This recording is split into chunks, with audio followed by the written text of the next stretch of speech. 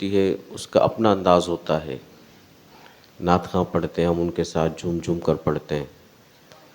جب مبلغ بیان کرتے ہیں تو اس وقت انداز تبدیل ہو جائے گا. اب ہم باادب بیٹھ کر، ہو سکے تو دو زانوں بیٹھ کر توجہ کے ساتھ نگاہوں کو جھکا کر قرآن و حدیث سننے کی سعادت حاصل کریں گے.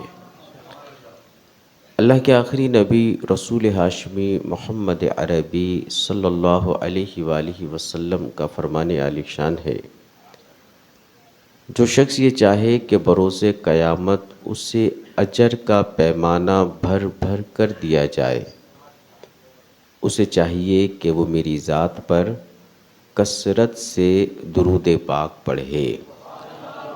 ایک مقام پر یوں ارشاد فرمایا کہ جسے یہ پسند ہو کہ اللہ رب العزت کی بارگاہ میں پیش ہوتے وقت اللہ تبارک و تعالی اس سے راضی ہو، اسے چاہیے کہ وہ میری ذات پر کثرت سے درود پاک پڑھے. ہم سب کو چاہیے کہ ہم اپنی زبان کو فضولیات سے بچائیں، فحش کلامی نہ کریں، مسلمانوں کی غیبت نہ کریں، چغلی نہ کریں، بہتان نہ لگائیں، مذاق نہ اڑائیں، بے عزتی نہ کریں. یہ زبان اللہ کی نعمت ہے،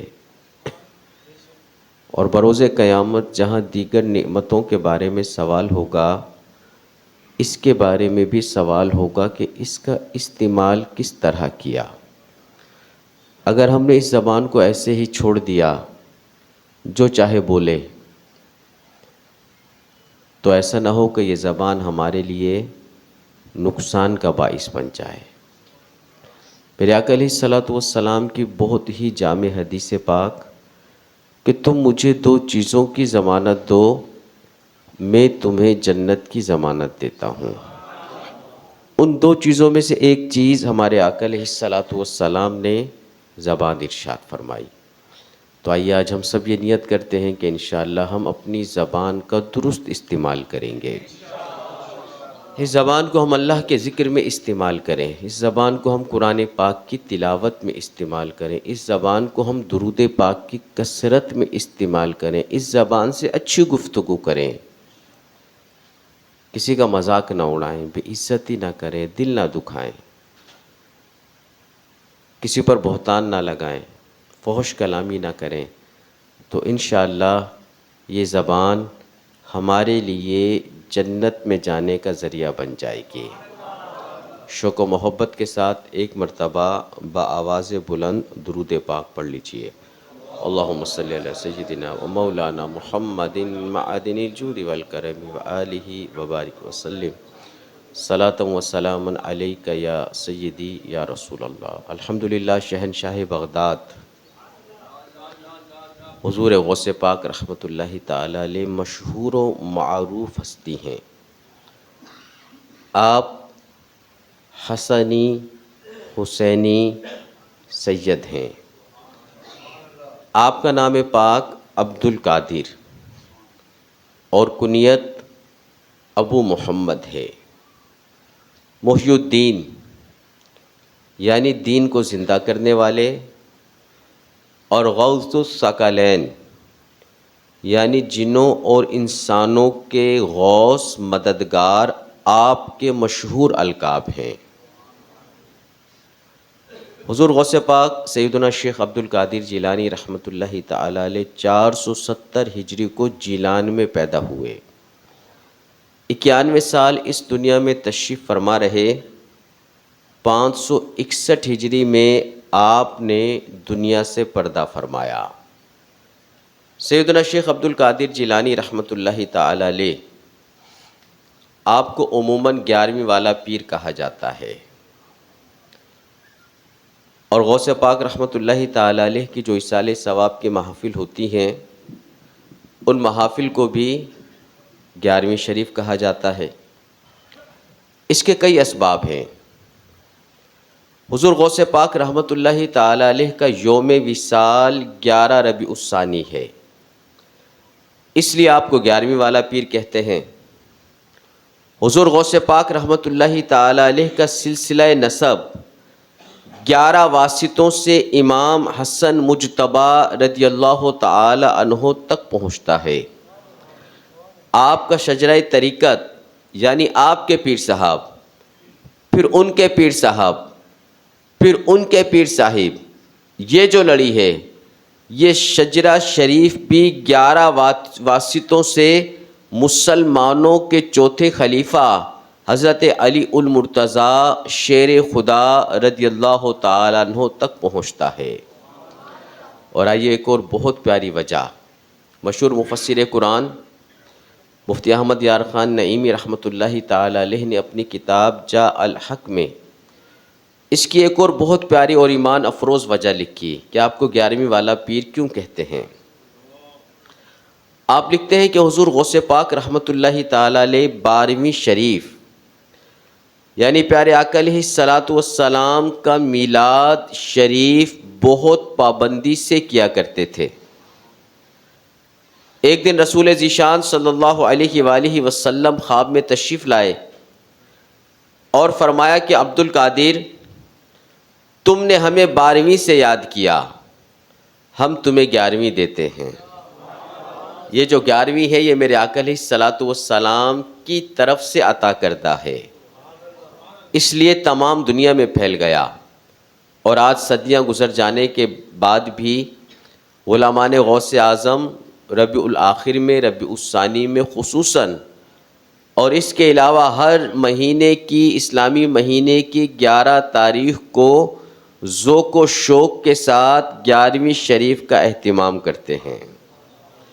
آپ کو چند باتیں عرض کرنی ہے میں نے، امید ہے آپ سب توجہ کے ساتھ سماعت فرمائیں گے۔ جو ویڈیو بنا رہے ہیں ان سے عرض ہے آپ بیان سنیں، ویڈیو نہ بنائیں، کیونکہ شیطان کا یہ بھی وار ہوتا ہے کہ بعد میں سنیں گے، ابھی نہیں سننے دے رہا، بعد میں کہاں سننے دے گا، اس نے لگا دیا ویڈیو بنائے۔ اچھا خود بھی ڈسٹرب، ساتھ والے بھی بعض اوقات ڈسٹرب ہو رہے ہوتے ہیں۔ آپ کو میں چند باتیں عرض کروں گا کہ ہمارے غوث پاک رحمۃ اللہ تعالی علیہ کو اللہ رب العزت نے دلوں کی حکومت عطا فرمائی۔ بہجت الاسرار یہ وہ کتاب ہے جو حضور غوث پاک رحمۃ اللہ تعالی علیہ کی سیرت پر سب سے معتبر اور مستند کتاب ہے۔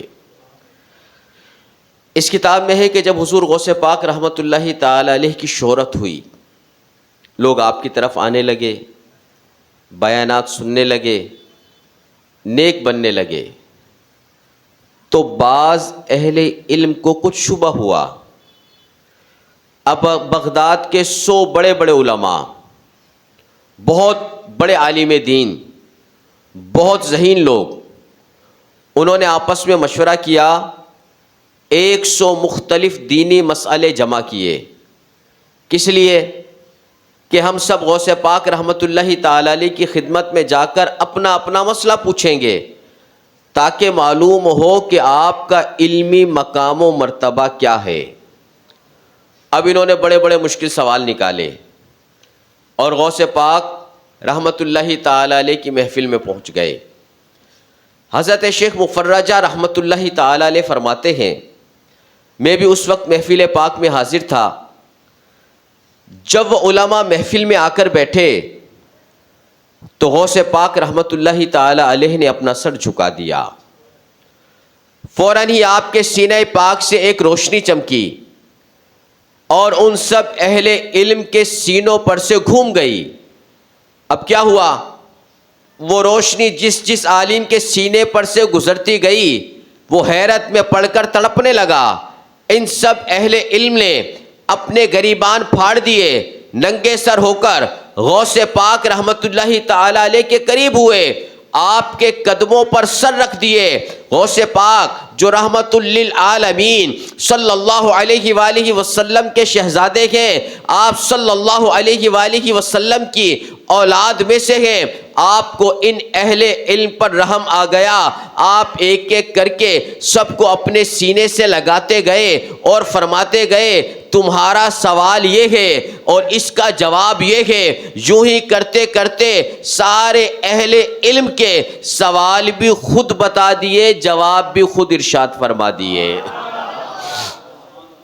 حضرت شیخ مفرجہ رحمۃ اللہ تعالی علیہ فرماتے ہیں، میں نے بعد میں ان علماء سے پوچھا تمہیں کیا ہو گیا تھا؟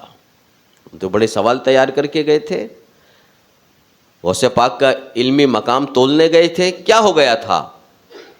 بولے کہ ہم جیسے ہی محفل میں آ کر بیٹھے، اچانک ایسا ہوا کہ ہم نے زندگی بھر جو علم پڑھا تھا سارے کا سارا ہمارے سینوں سے ایسے مٹ گیا گویا ہم نے کچھ پڑھا ہی نہیں تھا۔ جب غوث پاک نے سینے سے لگایا تو ہمارا علم واپس آ گیا۔ پیارے اور محترم اسلامی بھائیوں، اس واقعے سے جو ایک بات ہمیں سیکھنے کو ملتی ہے وہ یہ ہے کہ کبھی بھی اپنے علم اور معلومات کے بھروسے پر نیک لوگوں کا امتحان نہیں لینا چاہیے۔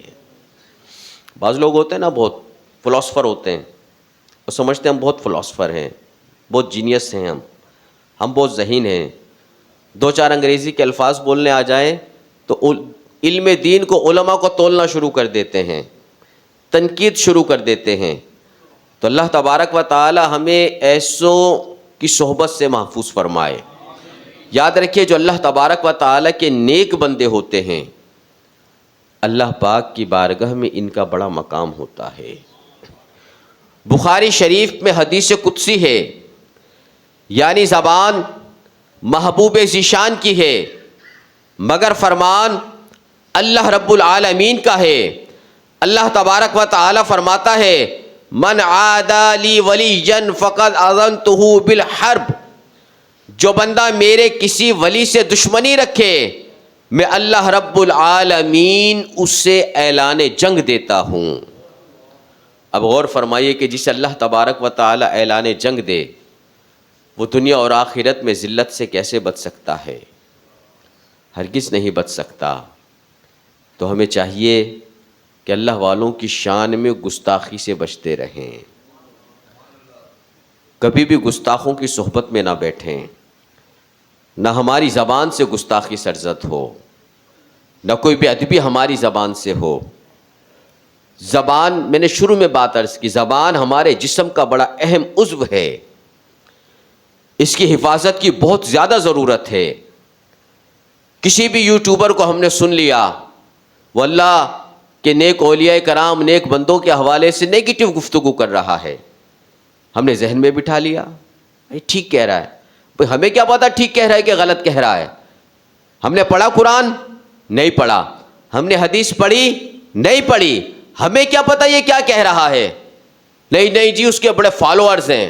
ارے فالوورز تو شیطان کے بھی بہت ہیں، تو اگر کس کے فالوور زیادہ ہوں گے تو کیا وہ اہل حق ہوگا؟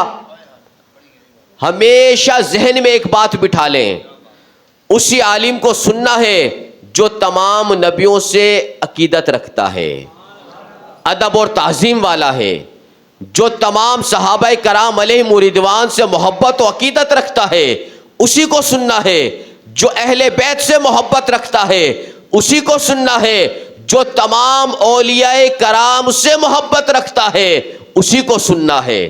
یہ پہچان ہے۔ جس کی زبان پر ذرا سی بھی بے ادبی یا گستاخی کے الفاظ ہم محسوس کریں کبھی بھی نہ سنیں اس کو، وہ اہل حق ہو ہی نہیں سکتا۔ جو اللہ کے اولیاء کرام کی گستاخی بے ادبی کرے وہ اہل حق کیسے ہو سکتا ہے؟ اس سے تو اللہ تبارک و تعالی خود اعلان جنگ فرما رہا ہے۔ ہم اس کو سٹیٹس پہ لگائیں، اس کے کلپ فارورڈ کریں، کلپ سنیں، فیس بک پہ ڈالیں، ادھر ادھر بھیجیں، تو کبھی بھی کسی گستاخ اور بے ادب کے کلپ نہیں سننے۔ آئیے مزید سنتے ہیں۔ حضور غوث پاک رحمت اللہ تعالی علیہ کے دور کا واقعہ ہے۔ ہمارے حضور سیدنا شیخ عبد القادر جیلانی رحمت اللہ تعالی علیہ بغداد شریف میں جامعہ نظامیہ میں پڑھا کرتے تھے، دوران طالب علمی کا واقعہ ہے۔ ایک دن آپ اور آپ کے مدرسے کے دو ساتھی ابن سکا اور شیخ عبداللہ تمیمی یہ ملے۔ ایک بزرگ تھے ان دنوں وہاں پر جن کا نام غوث تھا، ان کی زیارت کے لیے چلے۔ مشہور تھے، نیک شخص تھے، اب ان کی زیارت کے لیے جا رہے ہیں۔ ابن سکا بولا میں ان بزرگ سے ایسا مسئلہ پوچھوں گا وہ جواب نہیں دے سکیں گے، اب یہ بے ادبی ہے۔ شیخ عبداللہ تمیمی بولے میں بھی مشکل سوال پوچھوں گا، دیکھتا ہوں وہ کیا جواب دیں گے۔ اور حضور غوث پاک رحمت اللہ تعالی علیہ کی کیا بات ہے، آپ نے فرمایا اللہ کی پناہ میں تو کوئی سوال نہیں پوچھوں گا بلکہ ان کی زیارت کی برکتیں لوٹوں گا۔ اب یہ تینوں حضرات ان بزرگ کی خدمت میں پہنچے، انہوں نے ابن سکا کو دیکھتے ہی جلال میں آ کر فرمایا اے ابن سکا تیری ہلاکت ہو، تو مجھ سے ایسا مسئلہ پوچھنے آیا ہے جس کا مجھے جواب نہیں آئے گا؟ سن، وہ مسئلہ یہ ہے اور اس کا جواب یہ ہے۔ مسئلہ بھی خود بیان کر دیا، جواب بھی خود بیان فرما دیا۔ پھر ارشاد فرمایا کہ بے شک میں تیرے اندر کفر کی آگ بھڑکتی دیکھ رہا ہوں۔ حالانکہ دینی طالب علم تھا۔ پھر شیخ عبداللہ تمیمی سے فرمایا تم میرے علم کا امتحان لینے آئے ہو؟ سنو، تمہارا سوال یہ ہے اور اس کا جواب یہ ہے، اور تمہاری بے ادبی کی وجہ سے میں دیکھ رہا ہوں کہ دنیا تمہارے کانوں کی لو تک پہنچے گی۔ پھر ان بزرگ نے حضور غوث پاک رحمت اللہ تعالی علیہ کی طرف پیار سے دیکھا اور فرمایا اے عبد القادر، آپ نے ادب کی وجہ سے اللہ اور رسول کو راضی کر لیا۔ میں دیکھ رہا ہوں کہ آپ بغداد کے منبر پر بیٹھے فرما رہے ہیں قدمی ھذہ علی رکبۃ کل ولی اللہ، میرا یہ قدم سب ولیوں کی گردنوں پر ہے۔ اب ان بزرگوں نے جیسا فرمایا بعد میں بالکل ویسا ہی ہوا۔ ابن سکا جو اپنے علم کے غرور میں تھا، ایک وقت آیا کہ غیر مسلم ہو کر بے ایمانی کی حالت میں دنیا سے گیا، بے ایمان ہو کر مرا۔ بزرگوں نے فرمایا تھا میں تمہارے اندر کفر کی آگ بھڑکتی دیکھ رہا ہوں۔ شیخ عبداللہ تمیمی جو ان کا امتحان لے رہے تھے بعد میں دنیا داری میں پڑ گئے، اور حضور غوث پاک رحمت اللہ تعالی علیہ کو اللہ پاک نے بہت اونچا مقام عطا فرمایا۔ پھر وہ وقت بھی آیا جو بزرگوں نے فرمایا تھا کہ آپ بغداد میں دیکھ رہا ہوں، آپ بغداد کے منبر پر بیٹھے فرما رہے ہیں قدمی ھذہ علی رکبۃ کل ولی اللہ، کہ میرا یہ قدم سب ولیوں کی گردنوں پر ہے۔ پھر وہ وقت بھی آیا کہ آپ بغداد شریف کے منبر پر تشریف فرما تھے اور فرما رہے تھے قدمی ھذہ علی رکبۃ کل ولی اللہ، کہ میرا یہ قدم سب ولیوں کی گردنوں پر ہے۔ تو مقام و مرتبہ ملتا ہے ادب اور تعظیم والوں کو۔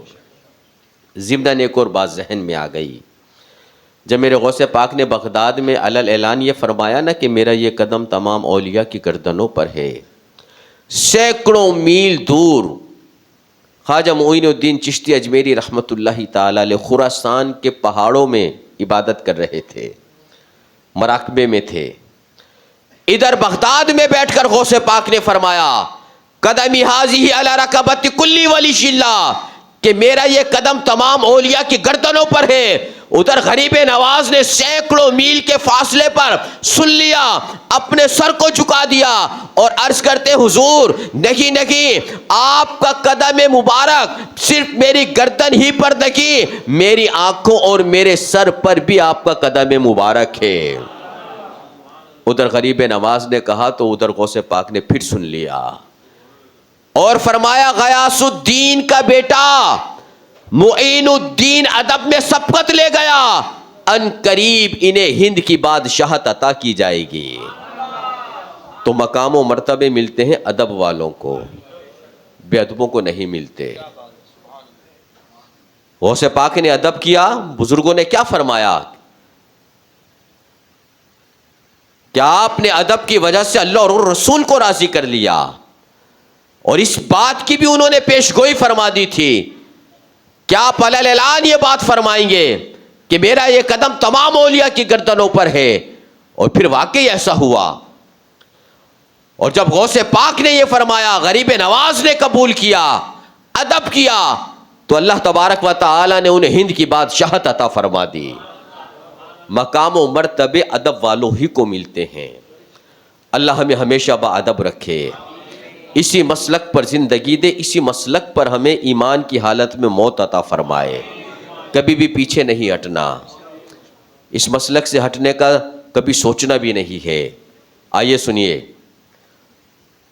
کہ ادب والوں کو کیا کیا برکتیں ملتی ہیں۔ حضرت موسیٰ علیہ السلام کے مقابلے میں جو جادوگر آئے تھے،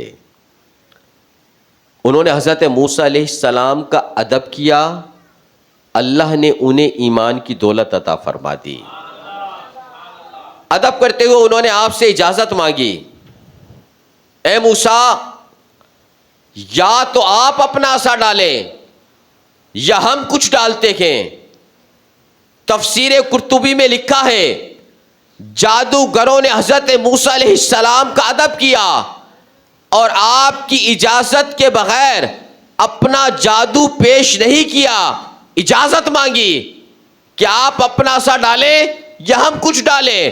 اللہ تبارک و تعالی نے اسی ادب کی وجہ سے انہیں ایمان، ہدایت کی دولت عطا فرما دی۔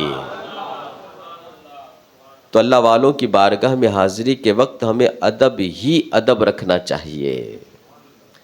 اللہ کے نیک بندوں کے سامنے اپنی 4 کتابوں کے علم پر غرور نہیں کرنا چاہیے۔ میں نے یہ پڑھا ہے، میں نے وہ پڑھا ہے۔ اچھا بھئی کیا پڑھا ہے آپ نے؟ میں نے کیمسٹری پڑھی ہے۔ آپ نے کیا پڑھا ہے؟ میں نے بایولوجی پڑھی ہے۔ آپ نے کیا پڑھا؟ میں نے میتھ پڑھا ہے۔ آپ نے کیا پڑھا جی؟ میں نے جی انجینئرنگ کی ہوئی ہے، میں نے جی ڈاکٹری کی ہوئی ہے۔ تو بھئی آپ ڈاکٹری جانتے ہیں نا، انجینئرنگ جانتے ہیں، کیمسٹری پڑھی ہو تو کیمسٹری جانتے ہیں، مفتی کیوں بن رہے ہیں؟ مفتی کی سیٹ پر بیٹھ جاتے ہیں، بے ادب ہو جاتے ہیں، اپنے دنیاوی علم سے دین کو پرکھ رہے ہوتے ہیں۔ میرا خیال یہ ہے، میرا نظریہ یہ ہے، میری تھنکنگ یہ ہے، گمراہ ہو جائیں گے۔ تو کبھی بھی اللہ والوں کی بارگاہ میں حاضری ہو، ادب کا دامن نہیں چھوڑنا، حاضر ہیں یا غیر حاضر ہیں، کبھی بھی اللہ والوں کے حوالے سے کوئی بے ادبی والی بات نہیں کرنی۔ ہمیں کیا پتہ کون اللہ کی بارگاہ میں مقبول ہے؟ اللہ تبارک و تعالی نے اپنے نیک بندوں کو چھپا کر رکھا ہے، اسی لیے ہمیں ہر مسلمان کی عزت اور تعظیم کا حکم دیا گیا ہے۔ مسلمان کی بے عزتی کرنا روایات میں ملتا ہے، کعبے کی بے عزتی سے بڑا گناہ ہے۔ ایک عام مسلمان کی بات ہو رہی ہے، تو جو نیک لوگ ہیں، اللہ کے اولیاء کرام ہیں، اس کے دوست ہیں، ان کے مقام و مرتبے کا عالم کیا ہوگا؟ تو اسی لیے کہا جاتا ہے کبھی بھی کسی بھی مسلمان کا دل نہ دکھائیں۔ مسلمان کا دل دکھانا گناہ کبیرہ ہے، حرام ہے، جہنم میں لے جانے والا کام ہے۔ اسی لیے کہا جاتا ہے پتہ نہیں کون سا بندہ اللہ کا مقبول بندہ ہے۔ آئیے سنیے شیخ شہاب الدین سہروردی رحمۃ اللہ تعالی علیہ، یہ بہت بڑے بزرگ ہیں، ہمارے حضور غوث بہاء الدین زکریا ملتانی علیہ رحمہ کے بھی پیر و مرشد ہیں۔ یہ فرماتے ہیں کہ میں اپنے چچا جان حضرت ابو نجیب رحمۃ اللہ تعالی علیہ کے ساتھ حضور غوث پاک رحمۃ اللہ تعالی علیہ کی بارگاہ میں حاضر ہوا۔ ہم جب تک حضور غوث پاک رحمۃ اللہ تعالی علیہ کی بارگاہ میں حاضر رہے، میرے چچا جان رحمۃ اللہ تعالی علیہ با ادب خاموشی کے ساتھ آپ رحمۃ اللہ تعالی علیہ کی طرف متوجہ ہو کر بیٹھے رہے۔ جب ہم وہاں سے آئے تو میں نے اپنے چچا جان رحمۃ اللہ تعالی علیہ سے پوچھا کیا وجہ ہے کہ آپ حضور غوث پاک رحمۃ اللہ تعالی علیہ کی بارگاہ میں اتنے با ادب طریقے سے بیٹھے ہوئے تھے؟ میرے چچا جان رحمۃ اللہ تعالی علیہ نے فرمایا میں اس ہستی کا ادب کیوں نہ کروں کہ جن کو اللہ تبارک و تعالی نے تمام اولیاء کے دلوں پر اور ان کے احوال پر قبضہ عطا فرمایا ہے۔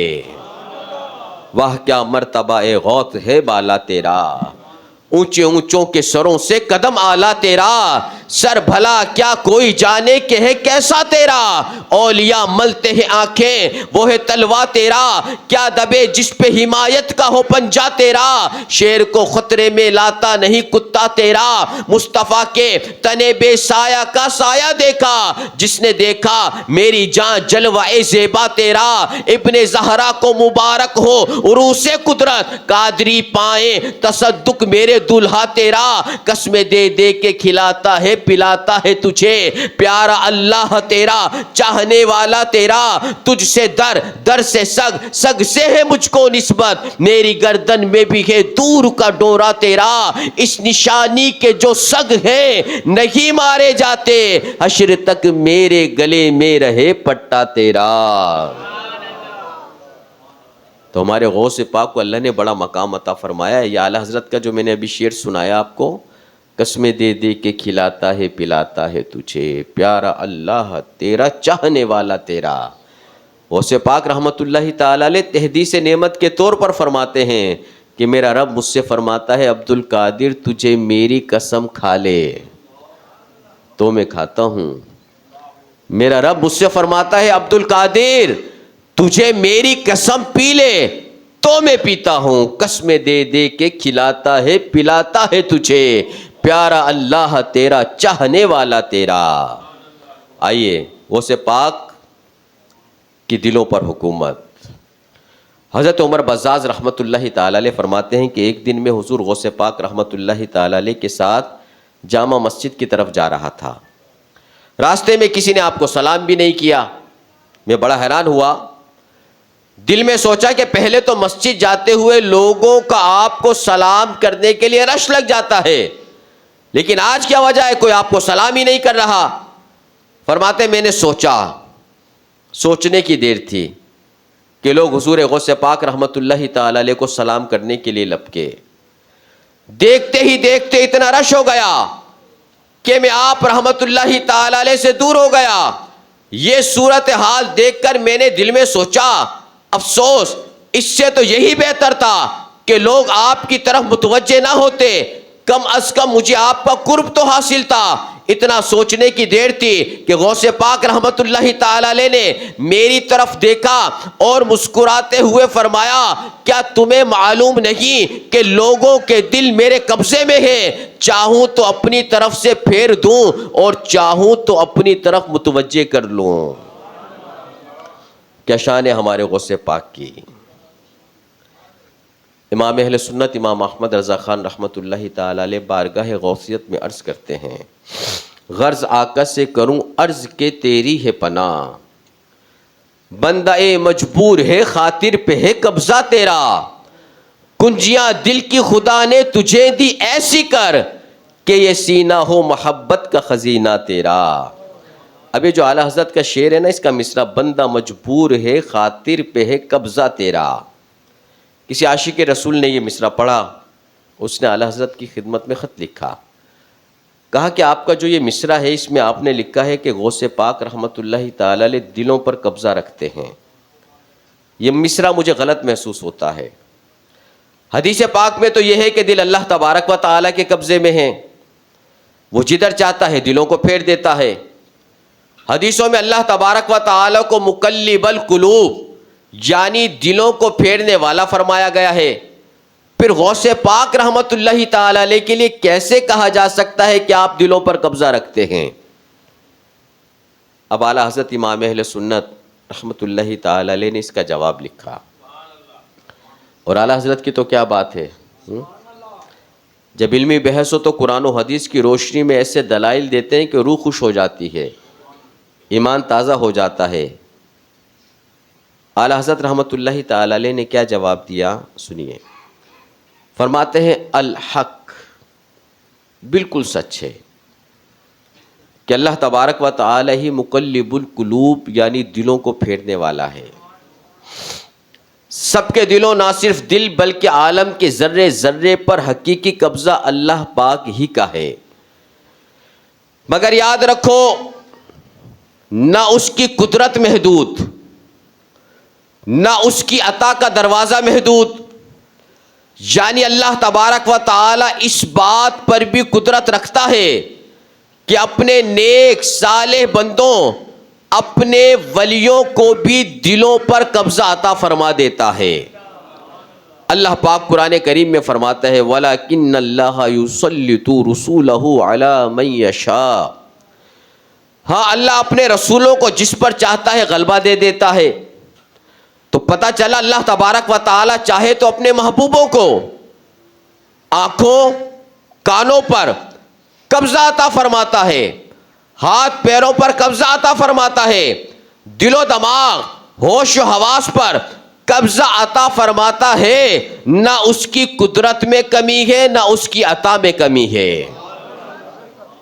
اس کے بعد اعلیٰ حضرت امام اہل سنت امام احمد رضا خان علیہ رحمۃ الرحمن نے چند مثالیں لکھی۔ توجہ ہے نا آپ کی؟ آپ لکھتے ہیں کیا فرشتے دلوں میں نیک ارادے نہیں ڈالتے؟ برے ارادوں سے ہمارے دل نہیں پھرتے؟ بالکل اللہ تبارک و تعالی کی عطا سے فرشتے دلوں میں نیک ارادے بھی ڈالتے ہیں، بری باتوں سے دلوں کو پھیرتے بھی ہیں۔ حدیث پاک پھر بیان کیا اعلیٰ حضرت نے کہ ایک مرتبہ پیارے آقا علیہ الصلوۃ والسلام ایک رستے پر تشریف لائے، وہاں موجود صحابہ کرام علیہم رضوان سے فرمایا کیا تم نے ادھر سے کسی کو گزرتے دیکھا ہے؟ عرض کی جی ہاں یا رسول اللہ صلی اللہ علیہ وآلہ وسلم، دیہہ کلبی ابھی یہاں سے گزرے ہیں۔ فرمایا یہ دیہہ کلبی نہیں بلکہ جبرائیل امین علیہ السلام تھے، جو غیر مسلموں کے دلوں میں رعب ڈالنے آئے تھے۔ تو پتہ چلا کہ اللہ تبارک و تعالی اپنے فرشتوں کو یہ طاقت عطا فرماتا ہے کہ وہ بندوں کے دلوں پر تصرف کرتے ہیں، ان کے دلوں میں رعب بھی ڈالتے ہیں، خوشی کی کیفیات بھی ابھارتے ہیں۔ جب اللہ تبارک و تعالی فرشتوں کو یہ طاقت عطا فرما سکتا ہے تو اپنے نیک بندوں کو یہ طاقت کیوں عطا نہیں فرما سکتا؟ عطا فرما سکتا ہے اور عطا فرماتا بھی ہے۔ اعلیٰ حضرت امام اہل سنت نے مزید ہماری رہنمائی کی، فرمایا فرشتوں کی شان تو بہت اونچی ہے، قرآن پڑھیے، پتہ چلتا ہے کہ شیطانوں کو بھی دلوں پر قبضہ دیا گیا ہے۔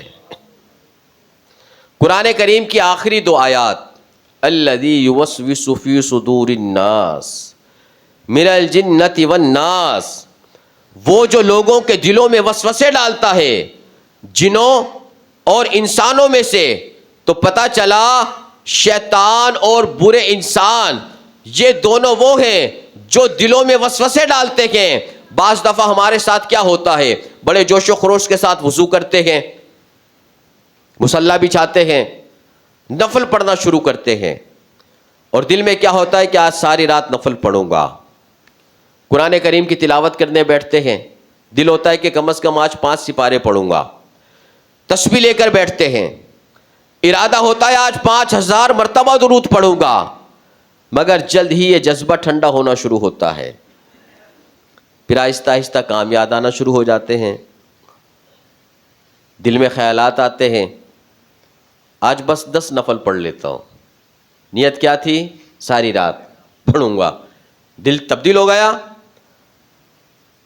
سپارے کی کیا نیت کی تھی 5 پارے پڑھوں گا، پھر خیال آتا بس آج آدھے پارے کی تلاوت کافی ہے، 500 مرتبہ درود پاک کی بھی بہت فضیلت ہے، اتنا ہی پڑھ لیتا ہوں۔ یوں خیالات آتے رہتے ہیں، جوش و جذبہ کم پڑتا رہتا ہے، ہماری جتنی سوچ ہوتی ہے اتنی عبادت دل لگا کر نہیں کر پاتے۔ آخر ایسا کیوں ہوتا ہے؟ ہمارا دل کیوں بھر جاتا ہے؟ شیطان وسوسے ڈالتا ہے، شیطان جو مردود ہے، اللہ پاک کی بارگاہ سے دھتکارا ہوا ہے، لعنت کا طوق اس کے گلے میں ڈالا جا چکا ہے۔ جب وہ دلوں پر اپنا تصرف رکھتا ہے، دلوں کو پھیر لیتا ہے، تو کیا اللہ تبارک و تعالی کے نیک بندوں کو اتنی سی بھی طاقت نہیں مل سکتی کہ وہ دلوں کو گناہوں سے پھیر کر نیکی کی طرف لگا دیں؟ حضرت سیدنا شہاب الدین سہروردی رحمۃ اللہ تعالی علیہ، جن کا بھی میں نے آپ کو پہلے فرمان عرض کیا، مصباح الدین زکریا ملتانی رحمۃ اللہ تعالی علیہ کے پیر و مرشد ہیں۔ مقام خیف پر آپ کبھی ادھر جاتے ہیں، کبھی ادھر جاتے ہیں، کبھی ادھر جاتے ہیں، کبھی ادھر جاتے ہیں۔ کسی نے عرض کیا کہ حضور آپ ادھر ادھر کیوں جا رہے ہیں؟ مقام خیف وہ ہے جہاں کئی انبیاء کرام کے مزارات ہیں۔ آپ نے جواب دیا کہ میں نے سنا ہے کہ مقام خیف پر انبیاء کرام علیہم الصلاۃ والسلام کے مزارات ہیں، میں چاہتا ہوں کسی کی نظر مجھ پر پڑ جائے۔ نظر میں بڑا اثر ہوتا ہے نا؟ نظر بد کے تو سارے قائل ہیں نا۔ بندہ بن سور کے گھر سے نکلتا ہے، تیار ہوا، اچھے کپڑے پہنے، کریم شریم لگائی، کاجل ڈالا، باہر نکلا، تھوڑی دیر بعد سر میں درد ہوا، خیال آتا ہے شاید کسی کی نظر لگ گئی ہے نا۔ تھوڑا سا جسم گرم ہوا، خیال آتا ہے کسی کی نظر لگ گئی۔ تو نظر بد کے تو سارے قائل ہیں نا۔ اچھا بعض اوقات انسان کو اپنی نظر خود ہی لگ جاتی ہے، اپنی نظر بھی لگتی ہے۔ تو نظر بد کے تو سب قائل ہیں اور اللہ والوں کی نظر کے قائل نہیں ہیں۔ جب بری نظر اثر رکھتی ہے تو اچھی نظر بھی اثر رکھتی ہے۔ اللہ تبارک و تعالی نے فرمایا من الجنۃ والناس، جنوں اور انسانوں میں سے، یعنی دلوں میں وسوسے صرف شیطان نہیں ڈالتے، برے انسان بھی ڈالتے ہیں۔ بعض دفعہ ہمارے دل میں اپنے بھائی کی بڑی محبت ہوتی ہے، ایک شخص آتا ہے ہمارے سامنے غیبتیں چغلیاں کھاتا ہے، اس محبت کو نفرت میں بدل دیتا ہے، بھائیوں کو لڑوا دیتا ہے۔ کئی ہوتے نا خاندان میں ایسے، گھر میں جھگڑا ہو جائے، اللہ پاک ہمیں توفیق بخشے ہم صلح کی طرف بڑھ جائیں، اب یہ جو محبتوں کے چور آتے ہیں دل میں وسوسے ڈال کر نیکی سے روک دیتے ہیں۔ بندہ اچھا خاصا گھر سے نماز کے لیے نکلتا ہے، راستے میں برا دوست ملتا ہے، اسے مسجد سے پھیر کر بازار کی طرف لے جاتا ہے، پتہ چلا یہ جو برے انسان ہیں یہ بھی دلوں پر تصرف کرتے ہیں، دل کو نیکی سے ہٹا کر گناہوں کی طرف لگا دیتے ہیں۔ جب برے انسانوں کو یہ طاقت دی گئی ہے تو اگر اللہ تبارک و تعالی کے ولیوں کے متعلق کہا جائے کہ وہ دلوں پر قبضہ رکھتے ہیں، اپنی نگاہ کرم سے دلوں کو گناہوں سے ہٹا کر نیکی کی طرف لگا دیتے ہیں، تو اس میں حرج ہی کیا ہے؟ آئیے سنتے ہیں حدیث پاک، اور اس حدیث کو آپ نے یاد بھی رکھنا ہے۔ چند باتیں آپ کو عرض کروں گا، آپ نے توجہ سے سن کر ان کو یاد رکھنا ہے تاکہ ہم کسی وسوسے کا شکار نہ ہوں، بھٹک نہ جائیں۔ حدیث پاک میں ہے، رسول اکرم نور مجسم صلی اللہ علیہ وآلہ وسلم کی بارگاہ میں سوال ہوا، یا رسول اللہ صلی اللہ علیہ وآلہ وسلم ولی کون ہوتے ہیں؟ ولی کون ہوتے ہیں؟ ارشاد فرمایا جنہیں دیکھ کر رب یاد آئے وہ ولی ہوتے ہیں۔ کیا فرمایا؟ جنہیں دیکھ کر رب یاد آئے وہ ولی ہوتے ہیں۔ سب کہنے جنہیں دیکھ کر رب یاد آئے وہ ولی ہوتے ہیں، یہ تعریف ذہن میں رکھنی ہے۔ ایک روایت میں عرض کی گئی کہ سب سے بہترین ہم نشین کون ہیں، یعنی جن کے پاس ہم بیٹھتے ہیں کون ہیں؟ فرمایا وہ لوگ جنہیں دیکھنے سے رب یاد آئے، جن کی باتیں سن کر عمل کا جذبہ بڑھے، جن کے اعمال دیکھ کر آخرت کی یاد میں اضافہ ہو، یہ اچھے ہم نشین ہیں۔ اب سنیے اس حدیث پاک کی شرح جو امام ترمذی رحمۃ اللہ تعالی علیہ نے بیان کی۔ فرماتے ہیں کہ اللہ تبارک و تعالی کا جو ولی ہوتا ہے رب کریم اس کے دل کو نور سے بھر دیتا ہے، اس کی نگاہوں سے وہی نور جھلکتا ہے، جب وہ باتیں کرتا ہے تو اس کی زبان سے نور جھلکتا ہے، جب وہ کوئی عمل کرتا ہے تو اس کے اعمال سے وہ نور جھلک رہا ہوتا ہے۔ اسی لیے اللہ تبارک و تعالی کے ولی کو دیکھنے سے دل پھرتے ہیں، دل سے غفلت دھل جاتی ہے، رب کی یاد دل میں بس جاتی ہے۔ جب اللہ پاک کے ولی کی باتیں سنتے ہیں تو اس کی زبان کے ذریعے جھلکنے والا دل کا نور ہمارے دل پر اثر کرتا ہے اور دل کا زنگ اتار کر دل کو نیک کاموں کی طرف پھیر دیتا ہے۔ تو پتہ چلا اللہ پاک کے ولیوں کو جو نور عطا کیا جاتا ہے، اس نور کے ذریعے سے وہ لوگوں کے دلوں پر حکومت کرتے ہیں۔ تو پیارے اور محترم اسلامی بھائیو، ابھی ہم نے سنا اللہ پاک کا ولی کون ہوتا ہے۔ ہمارے آقا علیہ الصلوۃ والسلام نے کیا فرمایا؟ اللہ پاک کا ولی وہ ہوتا ہے جسے دیکھ کر رب یاد آتا ہے، جس کی باتیں سن کر عمل کا جذبہ بڑھتا ہے، اس کے اعمال دیکھ کر آخرت کی یاد میں اضافہ ہو جاتا ہے۔ یہ 3 نشانیاں دل میں بٹھا لیں، اس کو دیکھ کر، باتیں سن کر عمل کا جذبہ بڑھتا ہے، اس کے اعمال دیکھ کر آخرت کی یاد میں اضافہ ہوتا ہے۔ 3 باتیں دل میں بٹھا لیں۔ اب ہمارے معاشرے میں کئی ایسے لوگ پائے جاتے ہیں جو محبت الہی کے بڑے بڑے دعوے کرتے ہیں، اپنے طور پر بڑے ولی بھی بنتے ہیں، مگر حالت کیا ہوتی ہے کہ انہیں دیکھ کر رب یاد آنا تو بہت دور کی بات، الٹا غفلت بڑھ جاتی ہے۔ ان کی باتیں سننے سے دل مردہ ہوتے ہیں، ان کے اعمال ایسے کہ خوف خدا رکھنے والا کانوں کو ہاتھ لگائے، توبہ کرے۔ اللہ تبارک و تعالیٰ کو ناراض کرنے والے کاموں میں وہ دلیر ہوتے ہیں، نمازیں قضا کرتے ہیں، روزے نہیں رکھتے، صدقہ و خیرات نہیں کرتے، اور تو جیسے لمبے لمبے بال رکھے ہوتے ہیں، نشہ آور اشیاء پی رہے ہوتے ہیں، بھنگ پی رہے ہوتے ہیں، چرس پی رہے ہیں۔ دعویٰ کیا ہے؟ ہم عشق والے ہیں، ہمیں اللہ پاک سے محبت ہے۔ اچھا، ہم بھی ایسے کوئی چکر میں آ جاتے ہیں، ہم ایسوں کو کہتے ہیں نا بابا بڑا پہنچا ہوا ہے نا۔ اگر انہیں نیکی کی دعوت دی جائے، نماز کی دعوت دی جائے، گناہ چھوڑنے کی دعوت دی جائے تو بڑی جرت سے کہتے ہیں میاں نمازیں تم پڑھو، ہم تو پہنچے ہوئے ہیں، ہے نا۔ ہم بھی کہتے ہیں ہاں بابا بڑا پہنچا ہوا ہے۔ دعویٰ محبت الہی کا اور کام اللہ تبارک و تعالیٰ کو ناراض کرنے والے، اور ایسی جاہلانہ جرت، نماز اللہ پاک کی بارگاہ میں حاضری ہے، نماز اللہ تبارک و تعالیٰ سے گویا ملاقات ہے، نمازی پڑھتے ہوئے گویا اللہ پاک کی بارگاہ میں اپنی التجائیں پیش کر رہا ہوتا ہے۔ کیا کوئی ایسا بھی محبت کرنے والا ہے جو اپنے محبوب سے ملنا پسند نہ کرتا ہو؟ کوئی ہے ایسا؟ جب محبوب سے ملنے کا وقت آئے تو کہے میں پہنچا ہوا ہوں، مجھے محبوب سے ملنے کی حاجت نہیں۔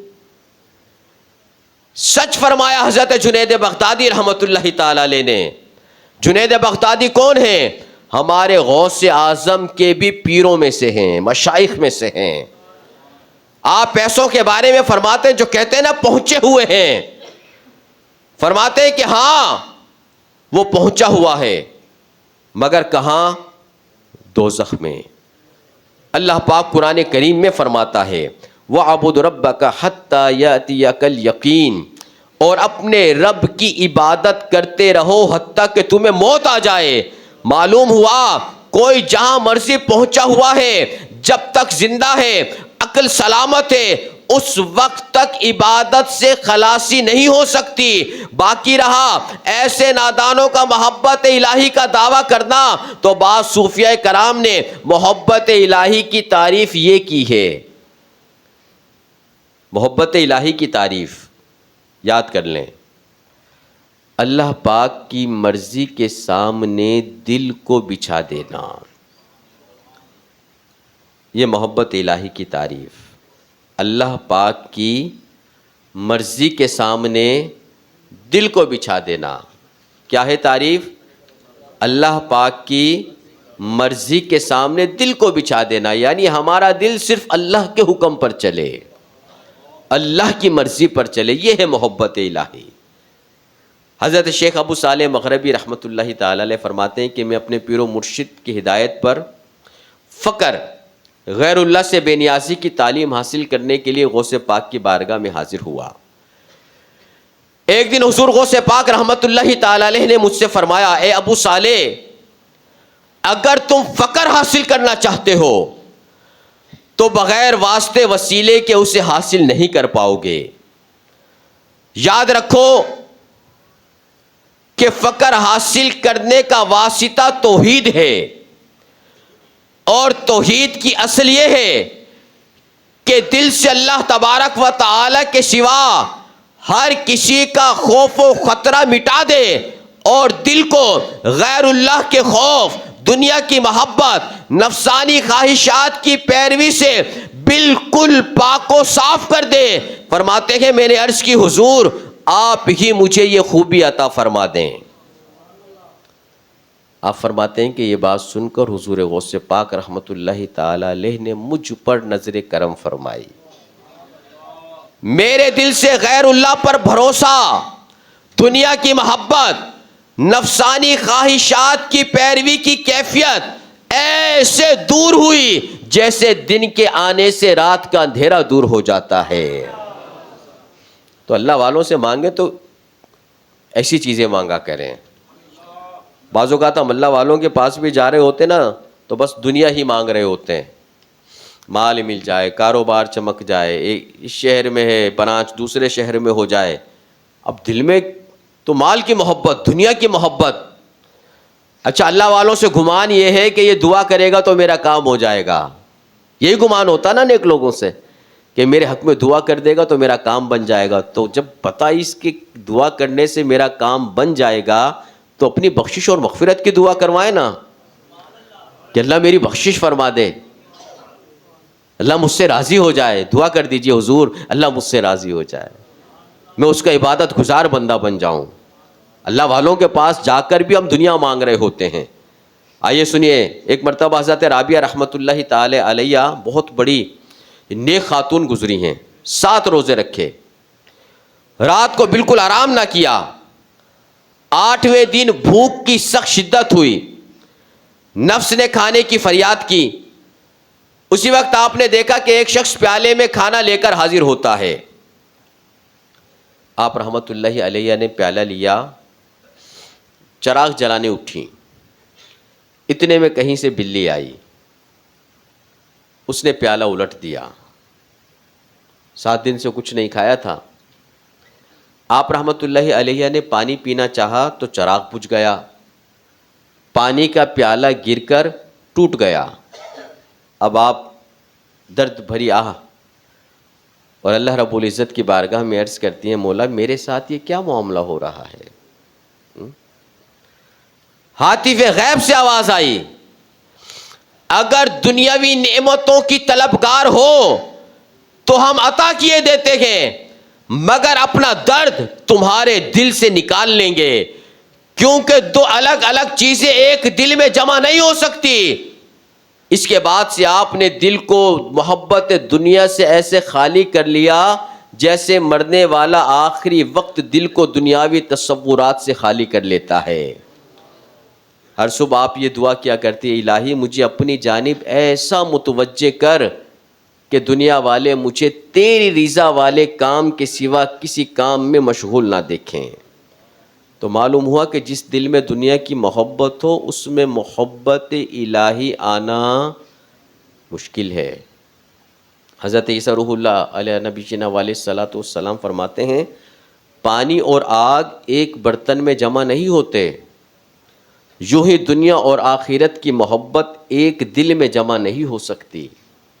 مسلمانوں کے چوتھے خلیفہ حضرت علی رضی اللہ عنہ فرماتے ہیں دنیا اور آخرت 2 سوکنے ہیں۔ سوکنے سمجھتے ہیں نا، ایک شخص کی 2 بیویاں، فرمایا دنیا اور آخرت 2 سوکنے ہیں، جتنا ایک سے راضی ہوگے دوسری اتنا ناراض ہوگی۔ تو اللہ کی محبت چاہیے تو دل کو غیر کی محبت سے خالی کرنا ہوگا، مال کی محبت بھی، فیشن کی محبت بھی، عہدے منصب کی محبت بھی، لالچ بھی بھرا ہوا ہے، حسد بھی بھرا ہوا ہے، تکبر بھی بھرا ہوا ہے، خود پسندی بھی بھری ہوئی ہے، دل کے اندر احساس برتری بھی بھرا ہوا ہے، مسلمانوں کا بغض و کینہ بھی بھرا ہوا ہے، پھر کہتے ہیں اللہ کی محبت نہیں آ رہی۔ تو اللہ کی محبت کے لیے اس دل کو خالی کرنا ہوگا، غیر کی محبت سے جان چھڑانی ہوگی، دنیا کی محبت نکالنی ہوگی۔ 99 ہی ہوتے ہیں، 100 کبھی پورے ہی نہیں ہوتے۔ ابن آدم کے بارے میں فرمایا میرے آقا علیہ الصلوۃ والسلام نے کہ اگر اسے سونے کی 2 وادیاں مل جائیں پھر بھی تمنا کرے گا کہ کاش تیسری بھی مل جائے، اور اس کا پیٹ تو قبر کی مٹی ہی بھرے گی۔ تو اگر ہر وقت دنیا ہی کو کمانے میں لگے رہیں گے تو اللہ کی محبت کیسے آئے گی؟ آج ہر شخص چاہتا ہے اللہ کی محبت آ جائے، اللہ ہمیں نصیب بھی فرمائے، ہم اس کے سچے بندے بن جائیں، عبادت گزار بندے بن جائیں، پرہیزگار بندے بن جائیں، لیکن دل اس کی طرف لگانا پڑے گا، دل اس کی طرف جھکانا پڑے گا، اس دل سے اور لوگوں کی محبت نکالنی پڑے گی۔ پوری دنیا گھومنے کی خواہش ہے، یہاں بھی چلا جاؤں، وہ بھی چلا جاؤں، وہ ملک بھی دیکھ لوں، وہاں بھی چلا جاؤں، یہاں کے نظارے بھی کر لوں، وہاں کے نظارے بھی کر لوں۔ دل میں کس کس کی محبت بھری ہوئی ہے؟ پھر سینکڑوں لوگوں کا بغض و کینہ ہمارے سینے میں، سگا بھائی بھائی کا کینہ رکھے بیٹھا ہے، باپ کا بغض ہے، باپ کے دل میں بیٹے کا بغض ہے، ماں اور بیٹی کی نہیں بن رہی، سگے بھائیوں کی نہیں بن رہی، رشتہ داروں کی نہیں بن رہی، ہمسایوں سے نہیں بن رہی، کتنوں کا بغض لے کر بیٹھے ہیں۔ علامہ عبد الوہاب شعرانی رحمت اللہ تعالی علیہ، یہ تصوف کے بہت بڑے امام گزرے ہیں، یہ فرماتے ہیں کہ اگر کسی مسلمان کے دل میں دوسرے مسلمان کا رائی کے دانے کے برابر بھی بغض ہوگا تو اس کے دل میں کبھی اللہ کی محبت نہیں آئے گی۔ کتنوں کا بغض ہے ہمارے سینے میں۔ مزید فرماتے ہیں علامہ عبد الوہاب شعرانی علیہ رحمہ کہ جب کسی کے دل میں کسی کا بغض ہو، اس کے دل میں اللہ کی محبت نہیں آتی، اور جیسے ہی اس کے دل سے کسی مسلمان کا بغض نکلتا ہے، ادھر بغض نکلتا ہے، ادھر اللہ کی محبت گھر کر جاتی ہے۔ تو اپنے سینوں کو مسلمانوں کے کینے سے پاک رکھیں۔ مسلمان کا بڑا مقام ہے۔ میرے آقا علیہ الصلوۃ والسلام نے ارشاد فرمایا کہ جب کوئی مسلمان بھائی اپنے مسلمان بھائی کو محبت کی نگاہ سے دیکھتا ہے، اس کے دل میں اس کے لیے کوئی بغض نہیں ہے، وہ دیکھتا ہے، فرمایا اس کی نظر پلٹنے سے پہلے اللہ رب العزت دونوں کی بخشش و مغفرت فرما دیتا ہے۔ یہ عام مسلمان کا مقام ہے۔ قریبی رشتہ داریاں ٹوٹی ہوئی ہیں، تعلق ٹوٹے ہوئے ہیں، بنتی نہیں ہیں، چھوٹی چھوٹی باتوں پر موت زندگی ختم کی ہوئی ہے۔ آج یہ ذہن لے کر جائیں، جو بھی ناراض ہے ہم آگے بڑھ کر منا لیں، ہم معافی مانگ لیں، ہم چھوٹے باپ کے نہیں ہوں گے۔ جو اللہ کے لیے عاجزی اختیار کرتا ہے، حدیث پاک ہے، جو اللہ کے لیے عاجزی اختیار کرتا ہے اللہ رب العزت اسے بلندی عطا فرماتا ہے۔ تو ہم معافی مانگ لیں، ہم آگے بڑھ جائیں، سگا بھائی ہے، بہن ہے، والدین ہیں، رشتہ دار ہیں، آگے بڑھ جائیں، صلح کر لیں۔ اللہ رب العزت ہم سب کو عمل کی توفیق عطا فرمائے۔ آمین بجاہ خاتم النبیین صلی اللہ تعالی علیہ